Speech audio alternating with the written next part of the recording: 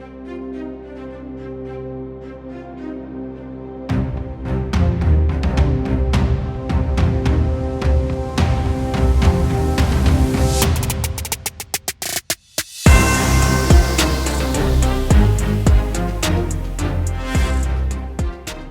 into the Football Talk Squadron, I'm Dutch.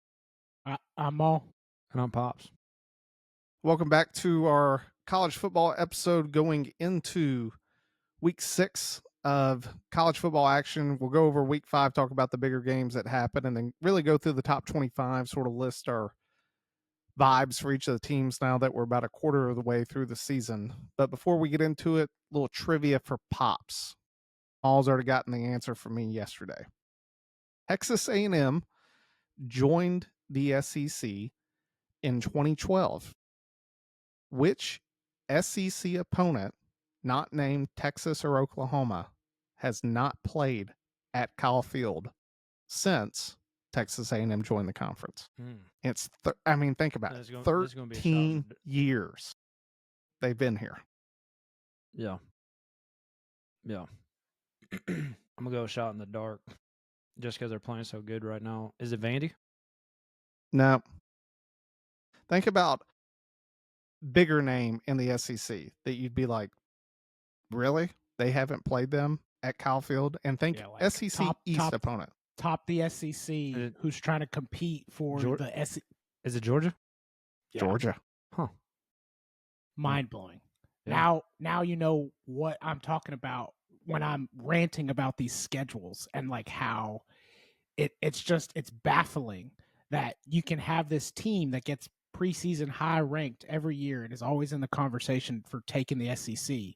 But then over a 13-year period, this top of the SEC has never played at this location. That's like a what this season's schedule looks like, and why I get so frustrated is we're not seeing the competition that we need to see in order to truly judge these teams and rank them appropriately. Absolutely. It's before we got on camera, we were talking about I misspoke and caught some grief from Pops and Maul. I was saying that Bama and Vandy were undefeated, and they happily reminded me that Alabama had lost.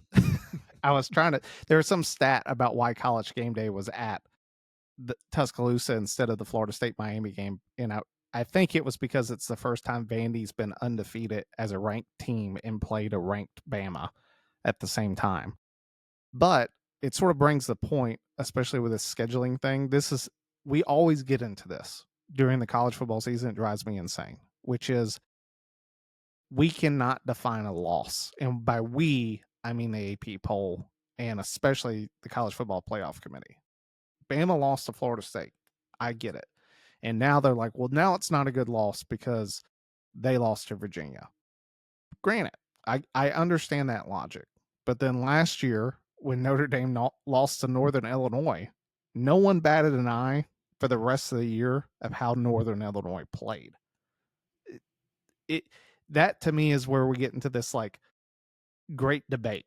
And it happens every year that we start weighing losses and no one can do it. Well, part of the problem though too is that somehow it's weighted depending on when you lose. And that's baffling to me. Whether you lose at the beginning of the year or the end of the year, like in the NFL, does it matter if you lose week 18 versus week 1? No, like it's a L in the L column. Like that's all it is. It's 1 in the L column.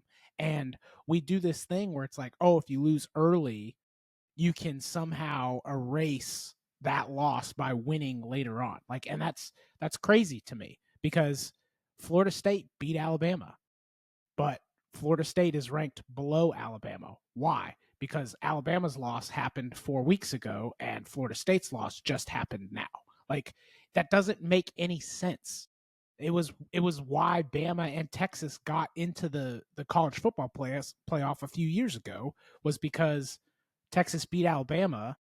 We do this weird judging where, like, throughout the rest of the season, we thought Bama was better, but we couldn't put Bama in without putting Texas. It didn't make any sense. It never makes any sense. It's why Notre Dame here in about 10 weeks will be at the front of the line to get into the playoffs because they're going to rattle off after starting 0-2.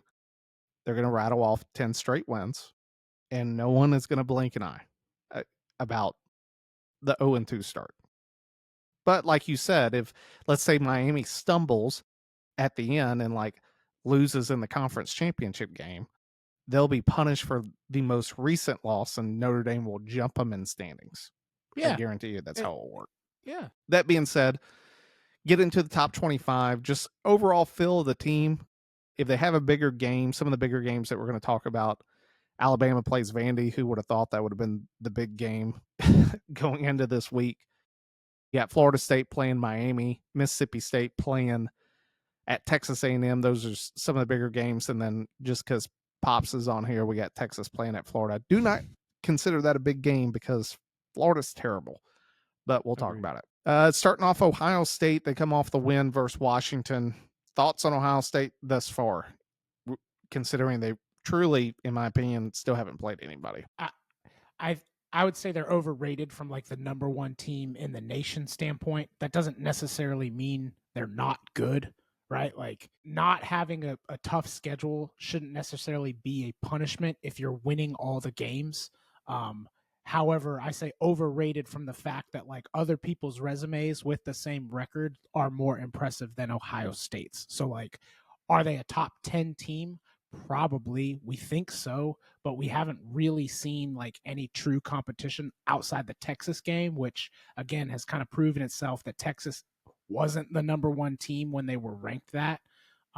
So there'll be arguments on both sides. I think they should, based on having the win against Texas, they're still probably a top 5, definitely a top 10 team. I just think they're slightly overrated as the number 1 overall team. Yeah, and I mean, looking at it, I hadn't been watching primarily the Ohio State game. I mean, it's in the multi-view and I'm watching, but from what I've seen the last 2 weeks with the scores of these cupcake games, like they're just not putting up the points that you would expect. Obviously, they played Grambling, beat them 70-0, but then they played Ohio last week, and only put up 37. This week was only 24.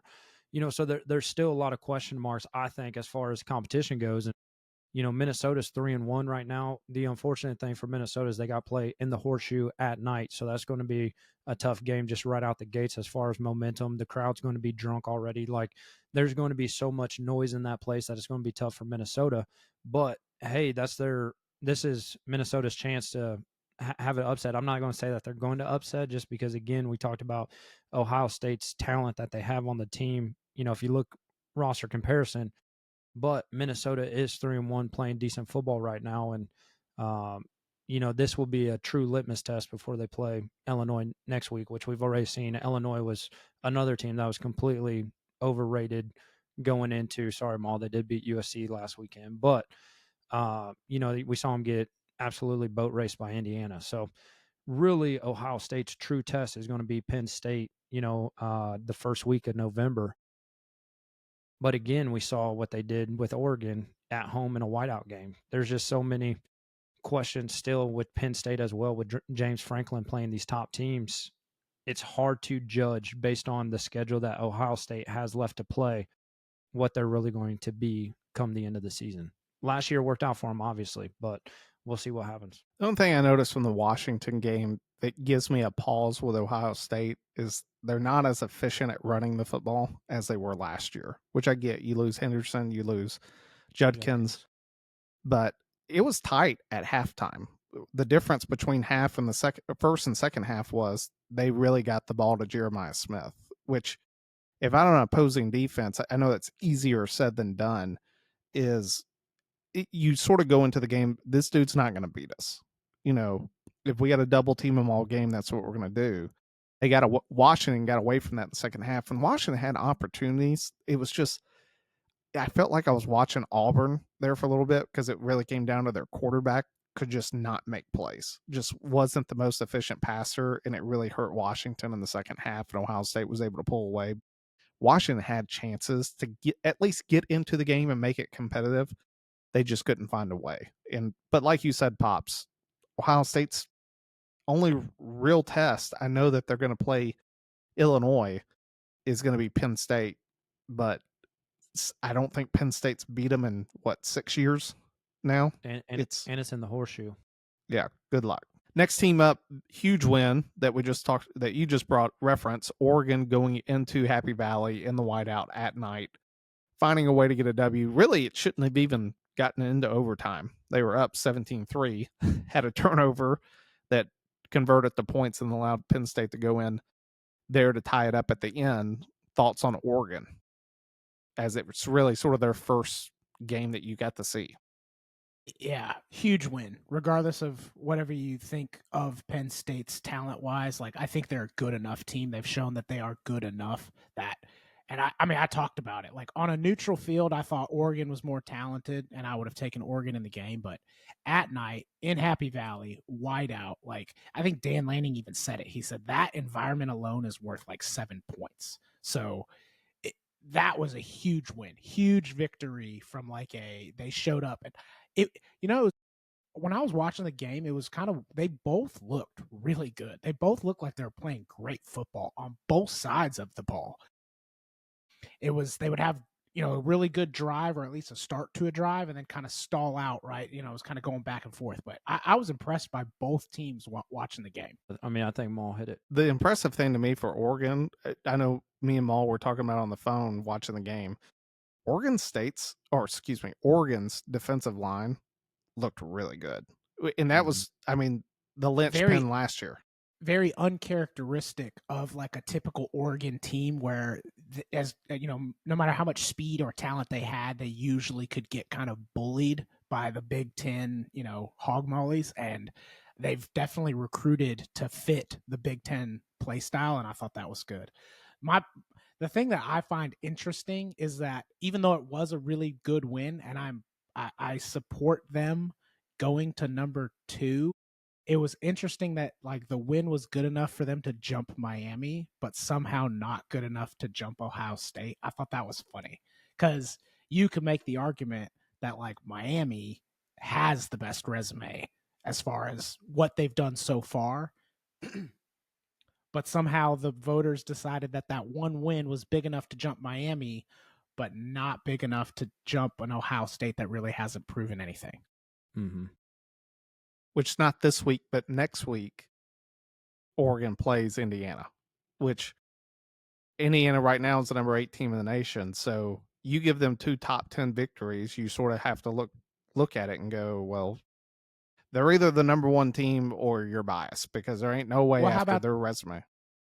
How about this? What if Miami wins against Florida State this weekend?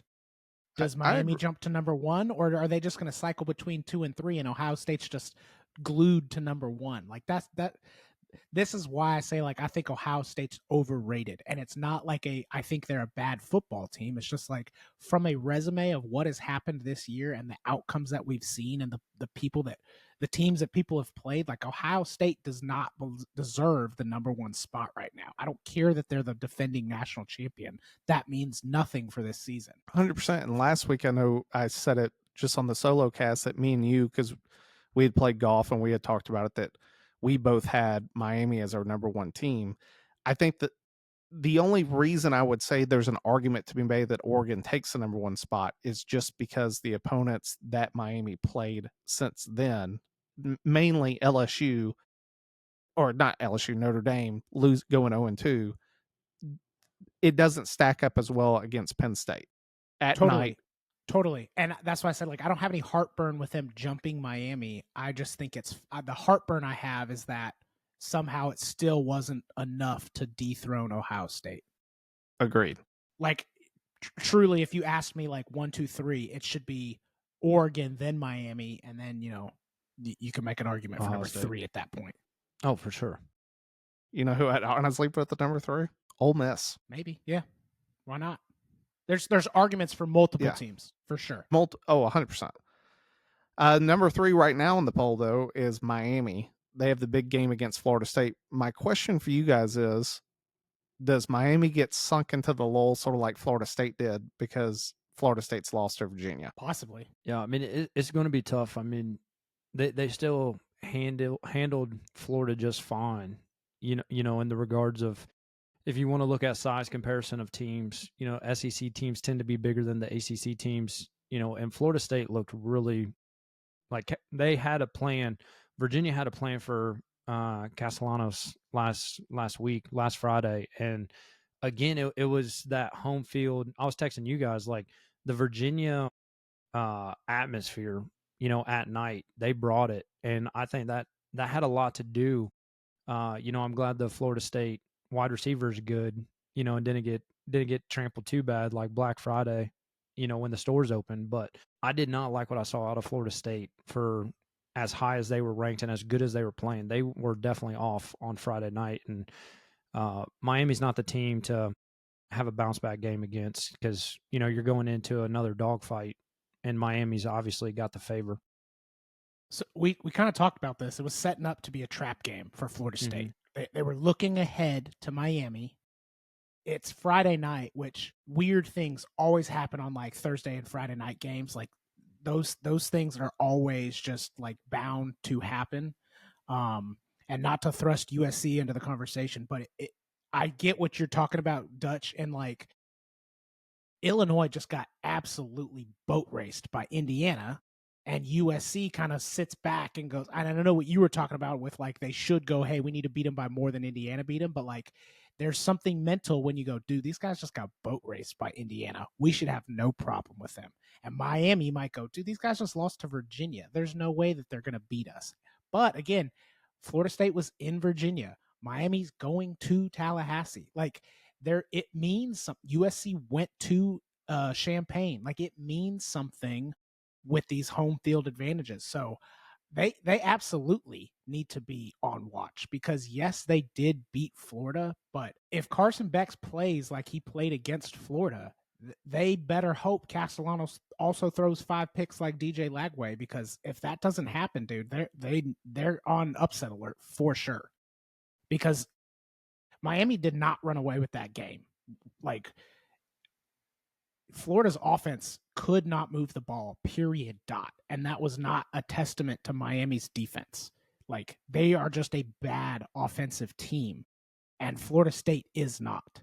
So if there's a bounce back game to be had and fired up for a rivalry, I mean, Miami better watch out for sure. I agree. I think Miami should be on high upset alert because of how Virginia beat them, and it wasn't by really throwing the ball; it was through running, which I haven't seen Miami do.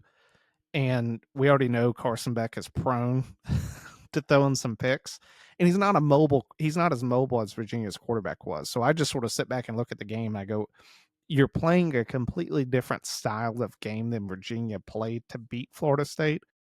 And that's not easily replicated, especially how Miami is typically going to come. I think they play more into Florida State's strength, which is stopping the pass.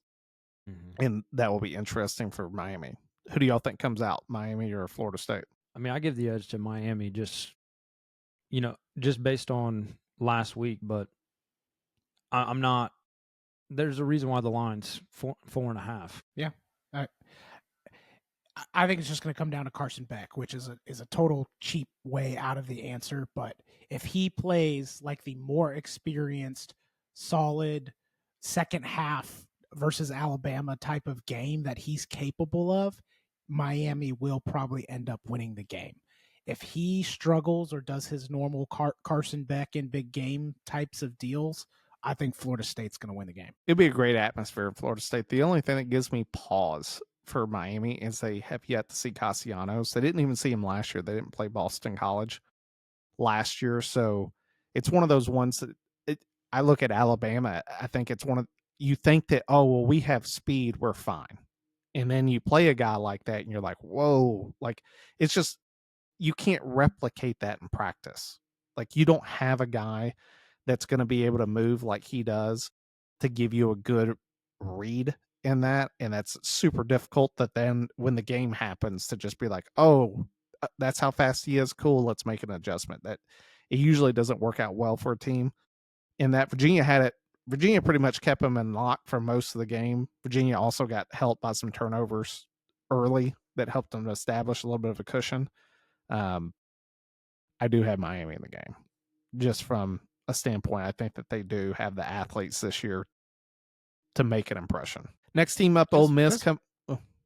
Sorry, go ahead. Just last thing, I just say, just based on how this year has been going, though, it's set up for Florida State to win, because it's like everybody gets this big win, goes into the next, or someone has a big loss, goes into the next one and wins. Like it's set up for everybody to have a certain amount of losses, so therefore it kind of makes it look like nobody has losses. Like Miami's gonna stumble at some point this year, which why not against Florida State? Agreed.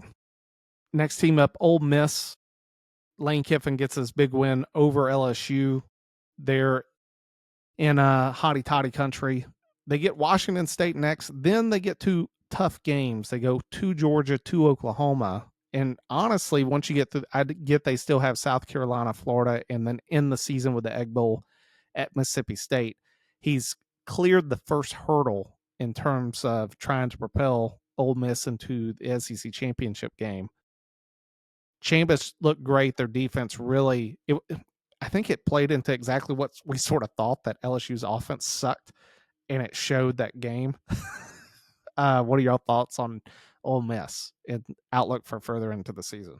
I think they are extremely lucky that they have a bye this week, because this is the classic, like, whew, we got through our big, huge test, and then we stumble against the next, kind of no-name team.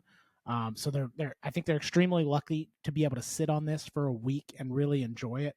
I love what Lane Kiffin said during his press conference, where he's like, I finally got this program to a place that you beat the number 4 team in the nation and we don't rush the field, because it's just like, yeah, we did what we were supposed to do. I love that. Like, again, not to thrust USC into the conversation, but Illinois rushed the field after beating USC. And you're just like, what, dude? Like, what? Come on. Yeah, like, I get it. You're happy you won, obviously, but was that really a field storming type of victory? Like, I don't think so. So, yeah, I mean, you said it. They got a couple good tests coming up. Everybody has shown that they're beatable, right? So, Georgia is obviously beatable. Oklahoma now without Mateer, which this is one of those, like, as the season goes on, Oklahoma looked real good. And their win over Auburn was real big. Their win over Michigan was, like, real big.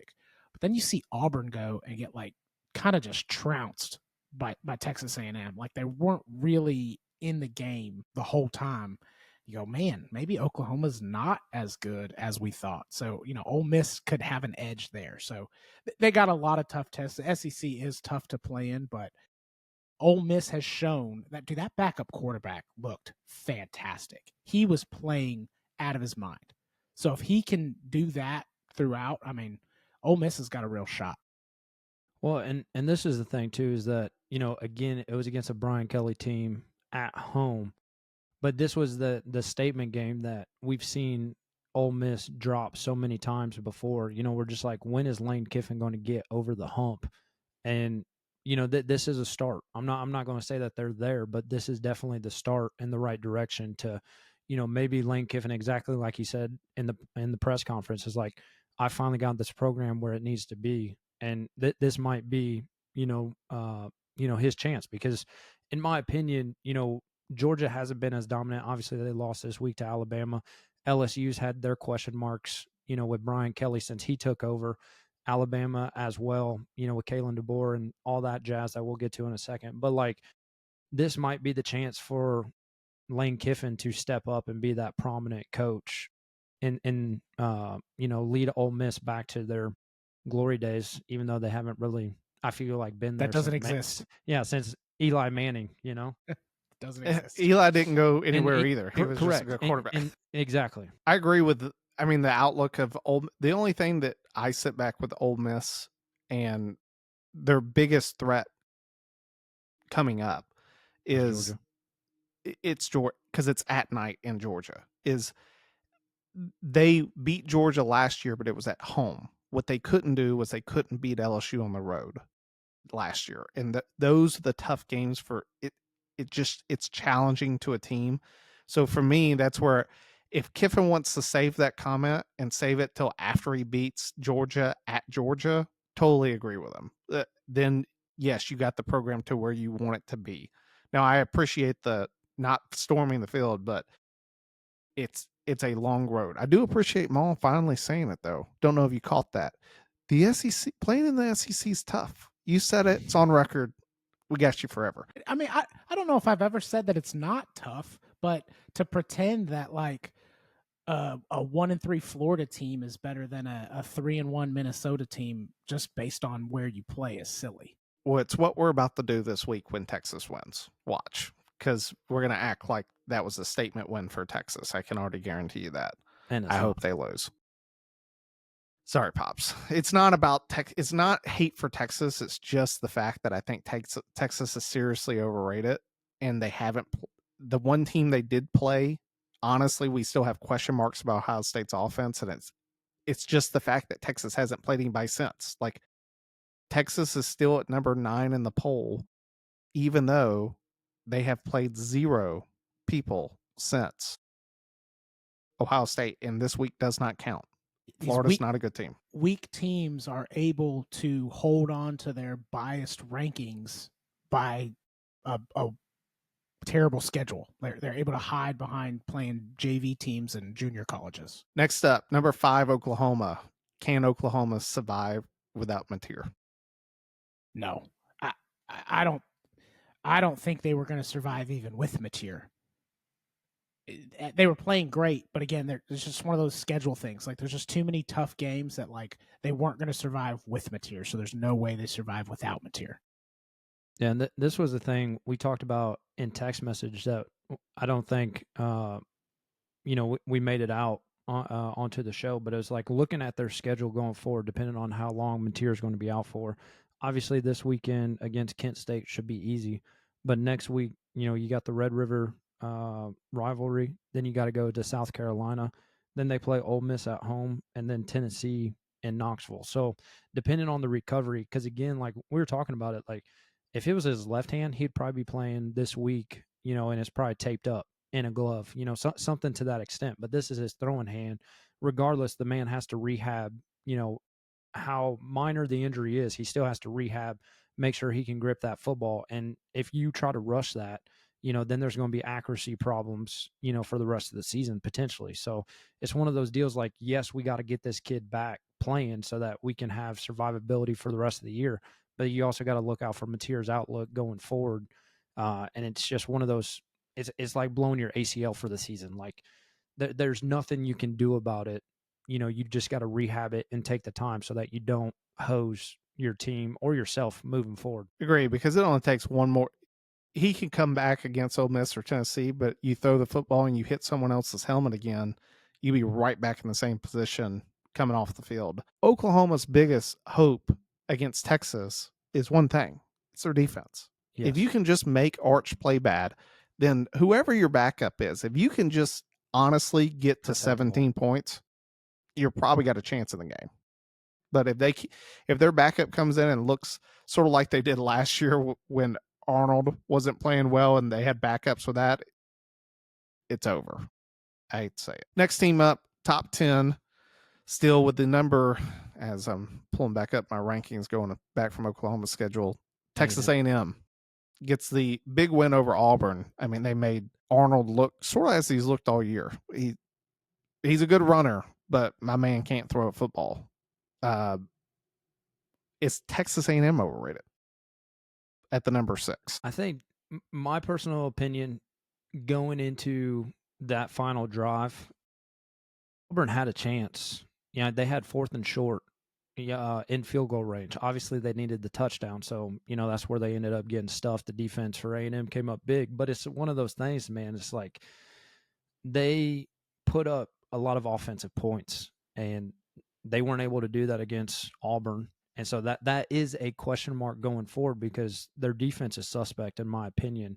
And right now, if I'm anybody, I do not want to play Mississippi State. Yes, I mean, dude, they are just giving fits to everybody. I mean, they should have beat Tennessee, and I stayed up with gut, ready for that game to be a win.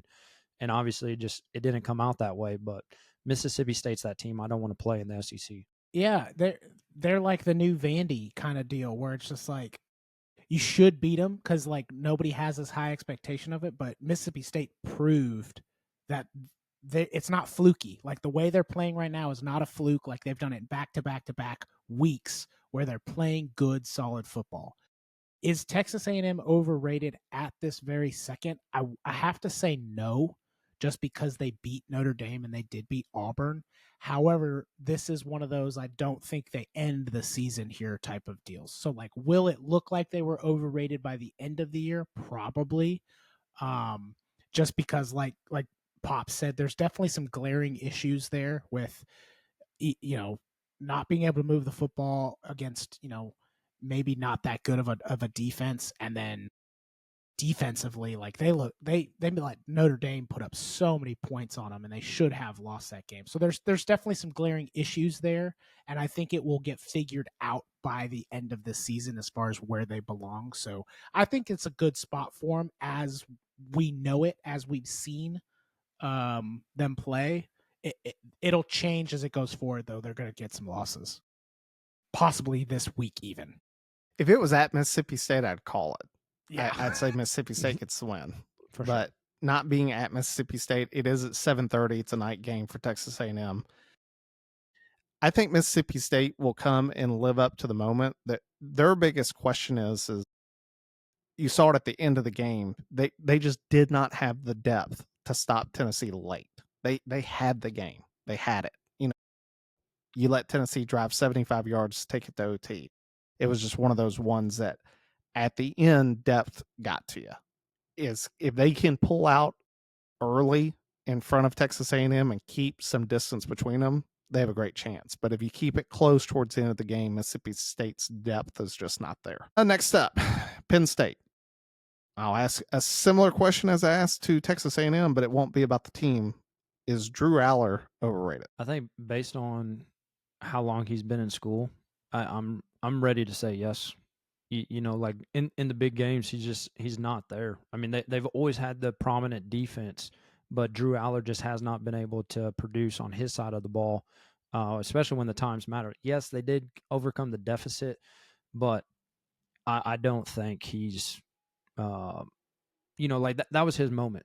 This was the biggest game because their next biggest game is not till they play Ohio State in a month, and he let the moment slip away from him. Here's my thing with Drew.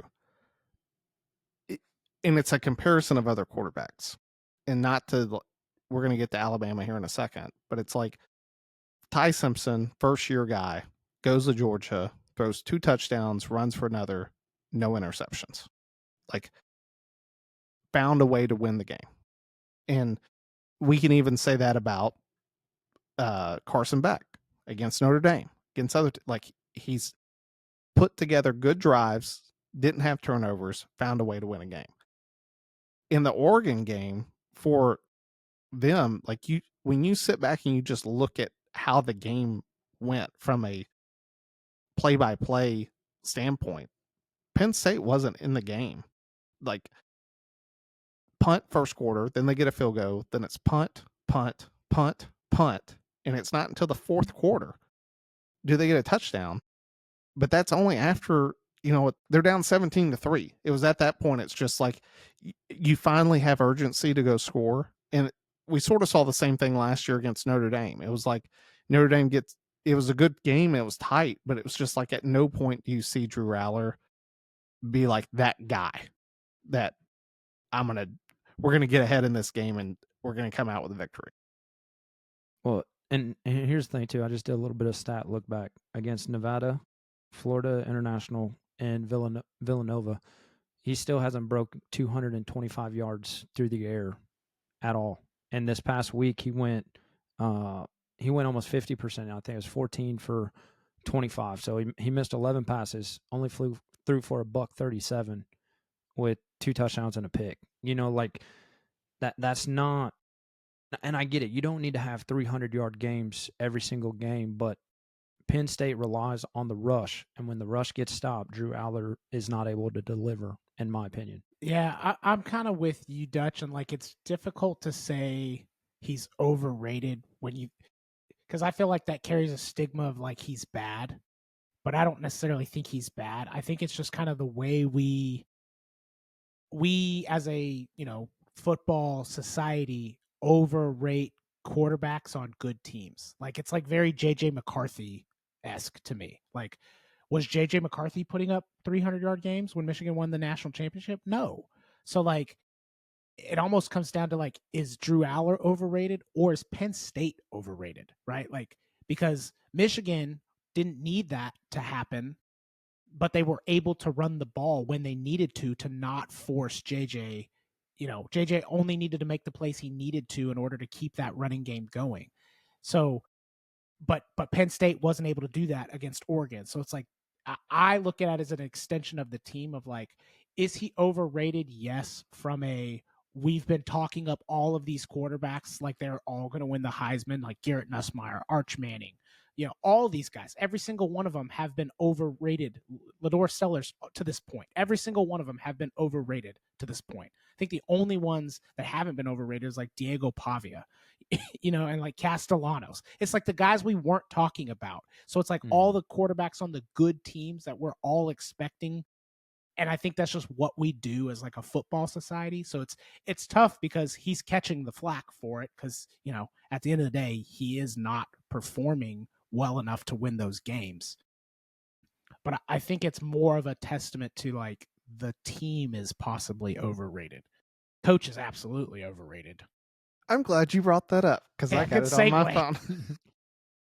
You sent it out. I'm going to repeat it. Since 2016, here are James Franklin's wins versus top 10 teams. Since 2016. I'm reminding you it's 2025 because sometimes you just sort of sit back and you're like, 2016 ain't bad. 2023, against Utah in the Rose Bowl, in a game Utah's quarterback, Cam Rising, got hurt. And then in 2024, Boise State in the college football playoff. That's it. That's the list. It's terrible. It's terrible. Like, if there's any, which it does give you that exactly what you're lead into. Is it really Drew Aller or is it really Penn State? It's really Penn State, and namely James Franklin, that in the biggest moments against good competition, he can't make it. Which we found another stat. Let me see if I can find it because we had posted that as well. James Franklin at Penn State, his entire thing. He's 1-5 versus 1-15 versus top 5, 4-21 against top 10, 15-30 versus top 25, and he's 4-17 versus Michigan and Ohio State. The only reason that record 4-17 is going to get worse every single year is because here the past 2 years he hasn't had to play both. He only has to play one. And can I just, I'm going to go on this rant, and I don't even know if it's going to like make sense because of the anger floating around in my brain. But like, this is one of those where we look back at like Penn State as this historic, always like blue blood program. And it's like, are they really? Like, going 10-2 every year sounds really good. But when it's like cupcake, lose to Ohio State, lose to Michigan. Hey, look, we only lost 2 games. Like, that's what they've always done. Like, they've always been that team. It's like Clemson. Like, Clemson had a good small little run there with like Deshaun Watson, Trevor Lawrence. But then people act like Clemson's this like, go back to the 60s, how good they were. Like, no. Clemson's never been that team. They've never been that good. They had a good small run. They did. But like, Clemson is just returning back to the garbage that they've always been. So like, that's Penn State. Like, and that's what drives me nuts is like, we've been playing this game and doing these schedules for years, and we still have not figured out how to just schedule the games so that these pretender teams get weeded out quickly and we don't have to keep focusing on them year after year after year, already knowing the outcome. I will say for Penn State, though, this may be the year that this kills them because of their schedule. Because they're going to lose at Ohio State. Mm-hmm. They're going to lose at Ohio State. They're not making, unless Oregon or Ohio State fumbles the bag big time during the year, they're not making the Big Ten championship like they did last year. Ohio State's loss to Michigan killed them, and that's what took them out of the Big Ten championship, and Ohio State got to sneak in at the half end. Then they got to go play Indiana. I'm sorry, but right now those are 2 losses for Penn State based upon how Indiana's played, which we're about to talk about them next. I think if they lose to Ohio State, unless they convincingly beat Indiana, and then Indiana is sitting there with one loss to Penn State, and Penn State's sitting there with two, that's the only way that both of them get in at the end of the season. That Indiana, it's an Oregon, Ohio State, Big Ten championship. Indiana has one loss to Penn State.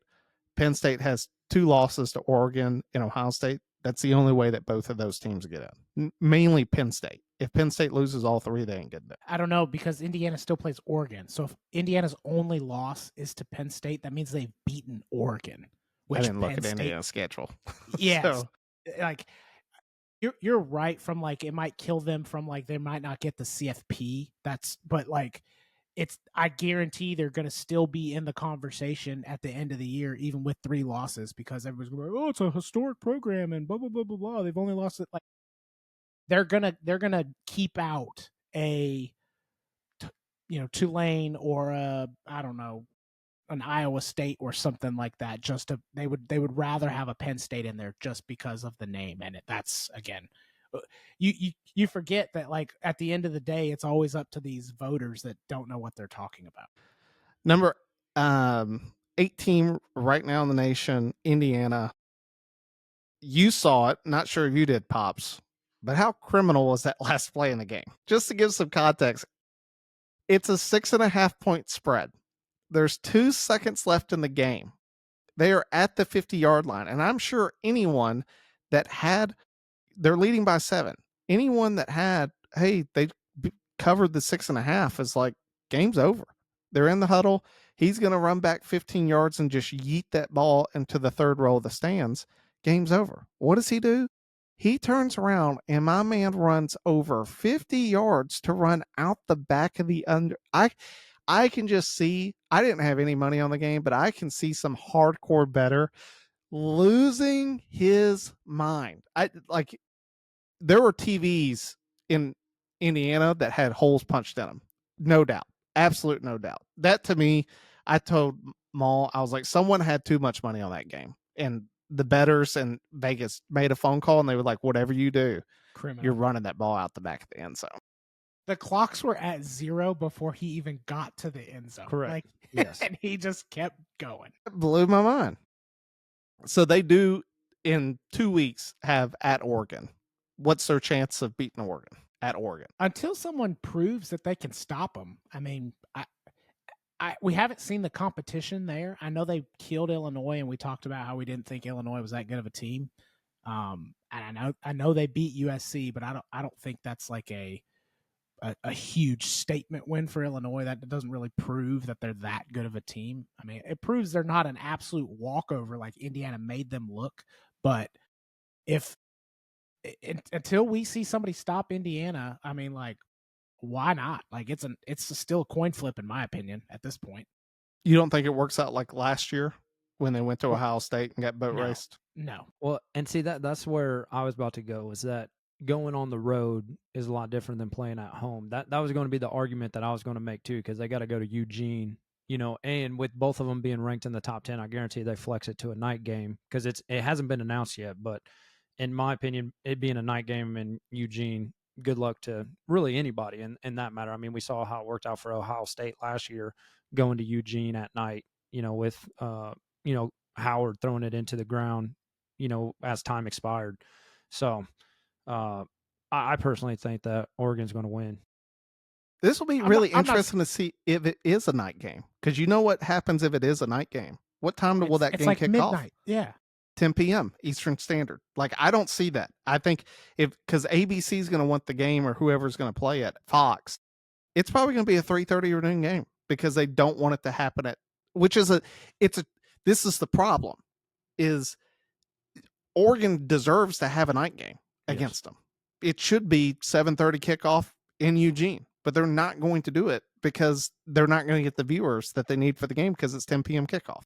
Which, listen, I'm just going to keep thrusting USC into the conversation here.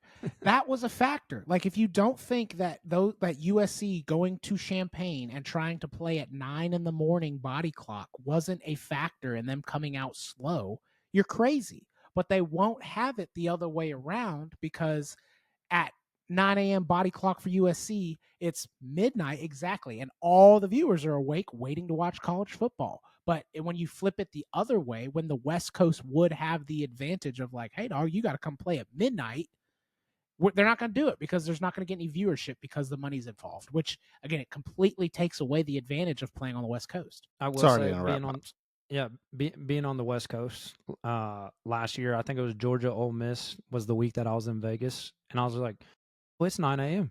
I've got football on TV. This is fantastic. It's just like I've got it till I go to sleep tonight. Like incredible. Versus for us, you guys noon and me 11. And it's just I agree. There's too much money involved that it'll never be a night game in Eugene. If it is a night game, I'll be thrilled, but I'll be asleep after the first quarter because it's gonna be midnight at half. I try to stay up for the USC Michigan State game because I was looking forward to it a few weeks ago, and literally I was just struggling for life at half. And the second the game goes off, you're like, oh, I'll just close my eyes for a second. I watched the first drive and went record, power off. It's true. All right, Pops, number 9, Texas goes to the Swamp. Any troubles in the Swamp? Yeah, I mean, I was at the game last week. Obviously a huge win, 55-0 for Texas. But again, they were playing a nobody, and I want to see that type of moxie out of Manning to try to step over a Florida defender like that in the end zone, rather than somebody just trying to live his last days playing college football and not ready to hang it up yet with Sam Houston. Like Arch has yet to show that he is the prolific passer that his uncles were, and until he can do that, for me, like, I'm not sold on him. I think Texas will be on upset alert going into the Swamp. I know that they're, I think, 6.5 right now going into Florida, but dude, he gets hit a couple of times by those big boys on the line. He gets spit on by one of them. Like, my man's going to be have his cage rattled, and I just, until I see it, I don't believe it. They're not able to put the pieces together with the run game. Manning can't hit his receivers. There's just too many questions on the offense. The defense is pretty decent. Like, at the end of the day, they only gave up 14 to Ohio State, and they actually did take away Ryan Williams or Jeremiah Smith. I get them confused all the time. Jeremiah Smith. Yeah, Jeremiah the one Smith, that can catch. He took Jeremiah Smith that whole game. Yeah, true. But, they were able to take him away, and it was still a 14-7 game. So they still have a good defense, but there's so many questions on that offense. What it's going to come down to me is Florida's offense. Like, if Florida's offense just continues to just be the dumpster fire that they are, they'll get away with it. They will. But if they're capable of it. Florida is capable of DJ Lagway, as bad as he has played, is talented. So if they can come out and have a good offensive game, yeah, Texas better watch out, because it's going to be one of those, like, it's just way too close the whole game. And again, you let a home team in the SEC hang around longer than they should, they're going to find a way to pull it out. Agreed. Number 10, rounding out the top 10, Bama. Huge win going into Athens, beating the Dogs yet again. Seems to be Kirby's nemesis. I saw a stat that the last 3 big streaks that Georgia's had, in terms of whether it was, home victories just straight out, all these different things, each of the times that Kirby's lost after these big streaks, it's always been to Bama. But without getting into Bama and the game too much, because we got the Vanderbilt game, my question for you guys is, first off, and you can talk about the Georgia game if you want, does Vanderbilt have a chance? Absolutely. Yeah, I think, in my opinion right now, I give Diego he's pretty high up on the Heisman hopeful, the way that he's been playing lately. I mean, he threw up 5 TDs last game. Like, he's playing really good football. Georgia's offense is not great. Like, they're not bad, but, like, they're not great. Vanderbilt's offense is way better. And Diego Pavia is playing out of his mind.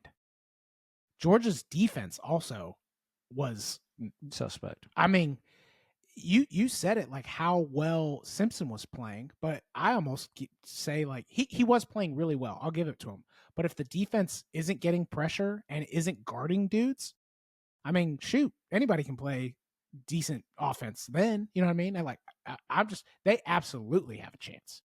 And this is one of those, like, nobody was giving Bama the benefit of the doubt. Everybody was thinking that, you know, they were gonna lose to the Georgia game. I think all three of us had Georgia winning that game.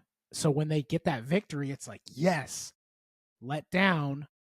Oh, guess what? You got a better team next week. Like that's absolutely set up for Bama to stumble the bag. I agree.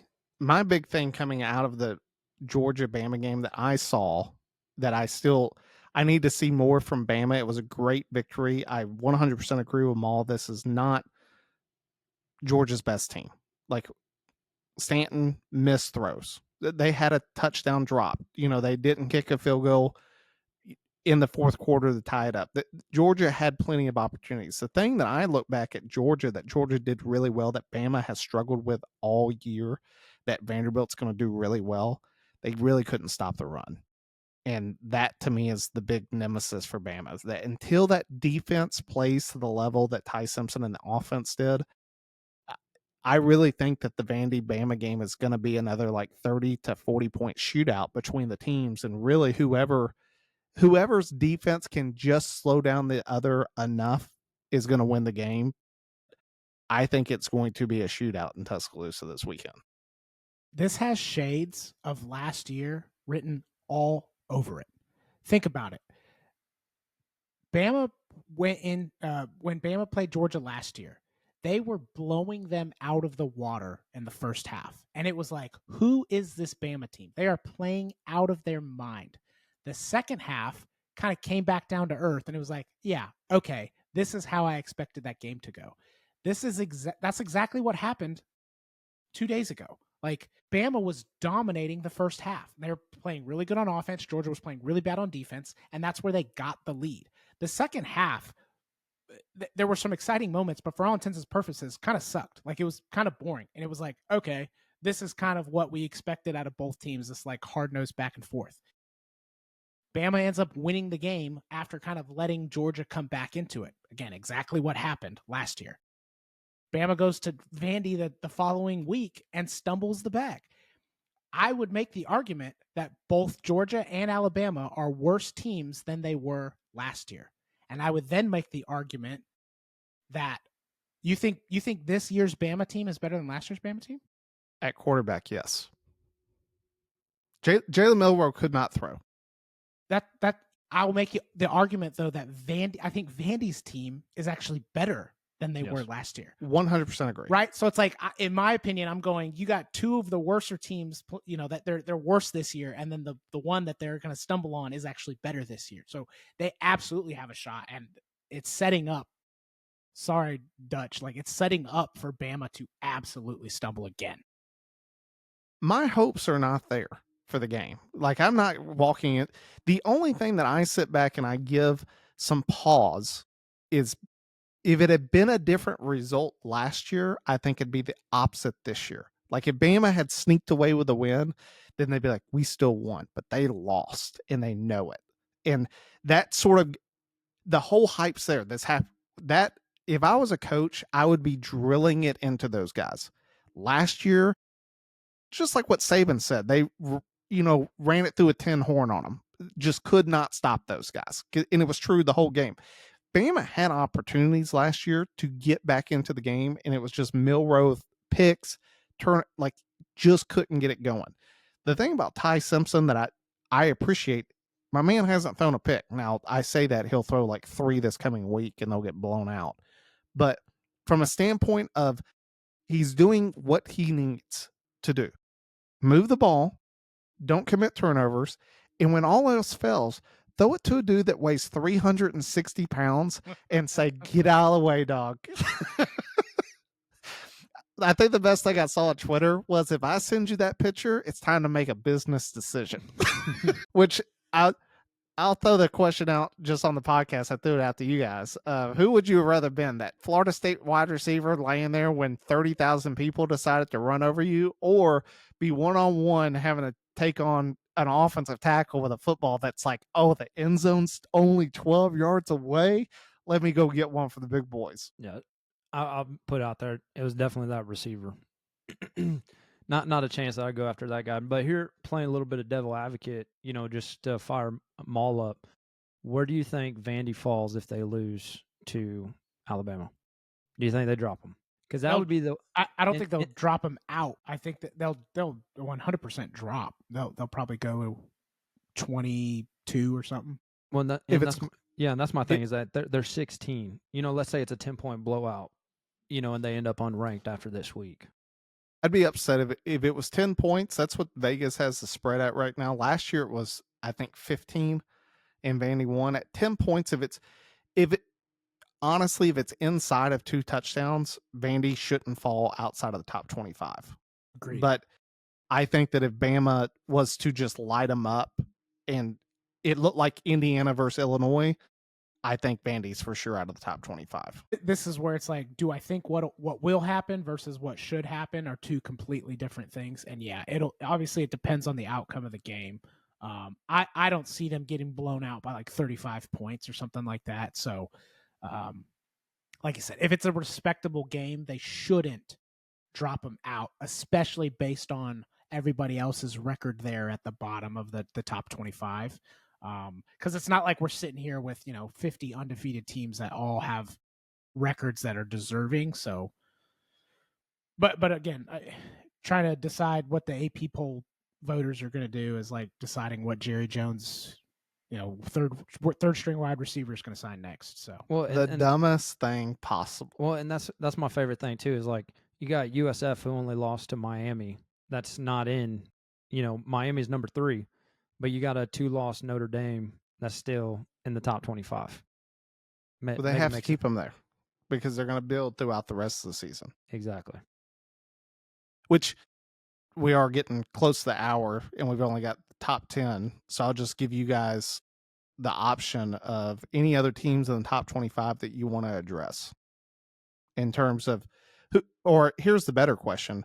What teams in the top 25 not named Notre Dame can make a run for the end of the year, make the playoffs? Who's on your guys' list? I mean, Texas Tech sitting at 11, and I mean they're still rolling right now. That's my team that I'm watching pretty close. I mean, going in this week they've got Houston, but really their next biggest test will be against Arizona State, who just slid into the top 25 halfway through October. And then from there, they've only got BYU, who's also number 23. So I think Texas Tech has a pretty good opportunity to really run the table and possibly be, at the end of the season, undefeated moving into the CFP.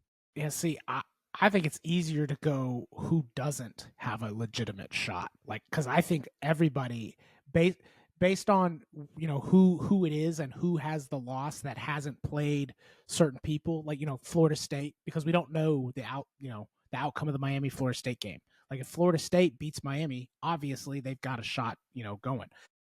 Georgia Tech has a great shot because they're in the ACC. So I think it's easier to probably say who doesn't have a legit shot. Obviously, if they run the table, that changes things. But like for me, BYU probably doesn't have like a legit shot. They may sneak in like in the back end if they're the highest ranked. They might get that at large bid. Illinois probably doesn't have a shot. Outside of that, I mean, that's probably it. Those are probably the only two. Virginia's maybe on the border. I don't know what the rest of their schedule looks like, but there's a lot of ACC teams right now that are. The ACC right now feels like the Big 12 did last year, where it's like we're gonna get to that like last 2 weeks of the season, and you still got like 6 teams that all have a shot at that championship. I mean, for me, I was texting you guys about it. Virginia Tech let Wake Forest stay in that game way too long, to the point that they had to go to overtime. Like that's the one for me. Georgia Tech. Yeah, what I say, Virginia Tech. Yeah, my bad. Yeah, Georgia Tech. They're the ones that are concerning to me. Of yes, they had the wins early in the season. Obviously, we thought Clemson was a lot better than what they've showed to be so far this season, and that to me really is going to be Georgia Tech if they're going to be able to continue, or if they find themselves in they play down to the level of the team that they're playing that we saw last weekend, and they almost got beat. Concerning, yes. However, if you look at the rest of their schedule, not very difficult until they play Georgia at the end of the year. So, like, if they're because again, it is concerning, and that will kind of get looked at of like, they didn't play that well, but guess what? They got the win. Clemson did that all the time. It's like they would stumble against somebody they had no business stumbling, but they would somehow sneak it out. And at the end of the year, if Georgia Tech's only loss is to Georgia, a non-conference opponent, guess what? They're in. Yeah. The team, probably a poorly phrased question, not so much in terms of do they have a chance, but more do you think that they're there? The team that I'm sitting looking at that I think is going to lose again probably a couple times is LSU, just based upon what I've seen. Like, they play South Carolina. South Carolina wants revenge from last year, which I don't know how that's going to go just because South Carolina's play poor. Then LSU has to go to Vanderbilt. Based upon what happens this week, we could have a totally different feel of who Vanderbilt is in 3 weeks from now. Then Texas A&M at home, at Alabama, and then to end the season at Oklahoma. Everything that I've seen from LSU's offense so far tells me they're going to lose again. And honestly, let's go ahead and just put it where it's at. This is Brian Kelly's final year at LSU. Yeah, you could 51 million, baby. You could legit see LSU having 4 or 5 losses at the end of the year and not even being in the conversation. And I think Brian Kelly goes, and you're not going to like my prediction. I think he's going to USC because I think they're going to fire Lincoln Riley, and that's going to be the guy they bring in. He'll have to flex. Instead of a Cajun accent, he'll just come in with a suede suit. He'll throw some $100 bills in the air, and USC fans will just be like, "Yeah, fight on." It's going to happen. Like it's like the NFL with this coaching carousel, and bigger programs do it. They go, "Well, he just needed to be somewhere else," and they'll happily bring him in. The one that I heard over the weekend was James Franklin going to Florida. I'll get prepared to start 0-1 for the rest of my life. That's a great way to look at it, honestly, though. You're like, we're not going to win the first game, but from then on out, we'll always think we have a chance. Maybe. Tennessee, their biggest issue is it's the schedule. Like, that's the nice thing if you're Georgia Tech. If you're Georgia Tech, like you said, Maul, your rest of your ACC schedule, you don't have to play Florida State or Miami. You just have Georgia. And if you can just get to the ACC championship with one loss, you're going to get in. I mean, you should. That's not to say like it's guaranteed. Like Syracuse could stumble them up. Pitt could stumble them up. Like there's definitely, it's not a cakewalk, but Wake Forest almost did. Yeah, they're avoiding the big names, they'll probably end up playing in the ACC championship, because Georgia's, and I mean, if they end up beating Georgia, because let's be honest, like that game's a coin flip every year, regardless of who's good and who's not. If they beat Georgia, and they're already where they're at, like they're 100% in the college football playoff. But yeah, the other team, I thought that in 2 weeks it would be a way bigger conversation, but then USC had to go lose. Is Michigan going to USC? Let's just talk about USC real quick since it's your team. Yet again, the defense, because Lemon Dog is a dog. Malik Lemon is a beast. Yeah, that dude did everything possible to win them that game. It was like I literally could pull up the text message and show everyone that when USC scored, Maul's first text message that he sent was not like, "Man, we got this game." He goes, "I sort of hope they score really quick. That way we have the ball for the last possession." And my man wasn't wrong. Yeah. I wanted them to score immediately, so we had like a minute left to get the ball back and drive down and score because our defense wasn't stopping anybody. which I don't want Lincoln Riley fired in the middle of the season. I don't want that to happen because it screws up recruiting. It screws up the rest. Like, that's a huge overreaction. Like, but the grave is dug. It's he's got to go. The hard part is, and you already mentioned it, I don't know if we get anybody better. Like, he's a good coach. He is a good coach, but he's proven time and time again he cannot recruit the right players to fit a defensive scheme, regardless of who his defensive coordinator is. Like, is our defense a little bit better than it was of years past? Yes, but it's still not good enough. And like, at some point, things got to change. So we can still surprise people. I mean, we're probably going to lose at least 2 more games. Like, I don't think we have a shot against Notre Dame anymore. We could get by Michigan, but we're probably going to lose to Oregon as well. Like, we're going to be out of the contender race. But I hope we can still play well enough to, keep the spirit of like guys want to go there to compete alive. But I do think Lincoln Riley does need to go at the end of the season. Crazy thing is I think that the coach that would be there and you probably should take, they won't take because he's already been there once. Lane Kiffin? Yes. Nah, like he's not going to leave it. Well, he I know he came on the podcast and said the only team he would leave for is Alabama, and everyone says that until like USC is a blue blood. Like let's get that right. You want to here we'll end on some trivia. You ready for this? Great trivia. Actually, Slam sent it to me and said you should trivia these guys on this. So here you go. Directly from the Pro Football Hall of Fame. Can you guys give me the top 10 teams, college teams, with the most Hall of Famers produced? There are 2 schools tied for number 1 with 14 apiece. Then it goes 11, 2 10s, a 9, 2 8s, 1 7, 1 6. USC. USC is tied for number 1 with 14. Notre Dame. Notre Dame is the other team with 14. Who is number 2? Pitt. Not Pitt. Pitt is they're tied for 3 with 10. Oklahoma. Oklahoma is not on the list. Bama. Bama comes in tied for 5th with 8. Miami. But Miami is 4th. That's a great with poll. 9. I was not thinking Miami. That's a great one. Florida State. Florida State is not on the list. Think Blue Bloods outside of Michigan. Michigan is number 3 with 11. Texas.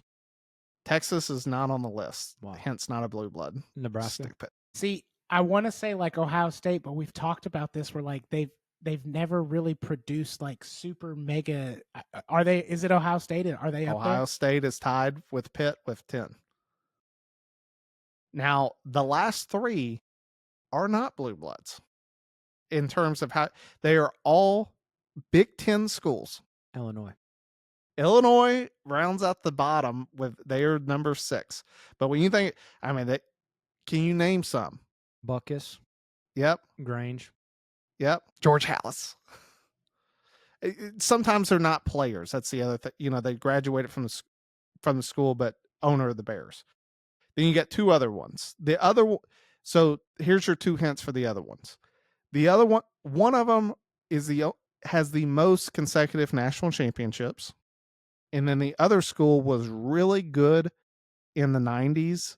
And we sort of remember them. They played in the Big East. They're current Big 10 schools? Current Big 10 schools. Penn One State played in... Huh? Wasn't Penn State in another? Penn State's always been in the Big... They are not a Big East school. And they are also not on this list. Rutgers? Nope. As I said, this school won 3 straight national championships in the 30s. Doesn't really prove anything because AP poll. And the other one, I can give some guys who are Hall of Famers if you'd like that. Yeah, give us one. Marvin Harrison. Well, I know the team you're talking about was Minnesota. That was the one team that came over, only because I Googled it. Minnesota, but that's not where Marvin Harrison went. Minnesota's tied at 9 with 7. Syracuse. Syracuse that's is where it. Marvin Harrison. Yeah. You got Jim Brown. You had other guys that came out of Syracuse, and that's what Syracuse. Syracuse is an ACC school. My bad. I was stuck in New York, and my brain was saying Big Ten. You my threw bad. me off with the clue. I jacked that up. My brain was saying they were Big Ten, just location. Yeah, but yeah. I remember back watching McNabb play in the 90s before he went to Philly. I mean, they were the Qs. I remember when that place used to be rocking. Like, it's one of those programs, but it's funny that you bring it up, like the Blue Bloods. Like, honestly, it's really sort of that top 5. Let's do Heisman's next. Who has? Yeah, well, you already know the answer to that. Yeah, I don't even know why you asked. It's USC.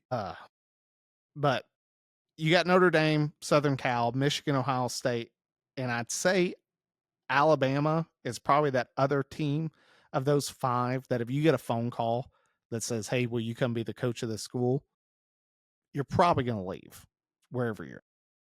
Yeah, USC's already kind of made the president has talked about that they don't want to hire anybody with like a past or any type of, because I remember Urban Meyer was in the conversation at one point and they were like, there's just too many like bad things that he's been a part of that they don't want anything to do. So Brian Kelly's honestly probably a perfect like candidate. Like they would love Brian Kelly. Like just hide the water bottles around him and he's a perfect candidate. True. We'll do Hall of Famers next. Yeah.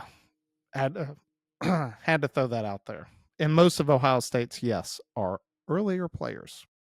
A lot of offensive line. Orlando Pace, I mean, probably one of the greatest, if not, he's the highest finish in the Heisman race for an offensive lineman was Orlando Pace.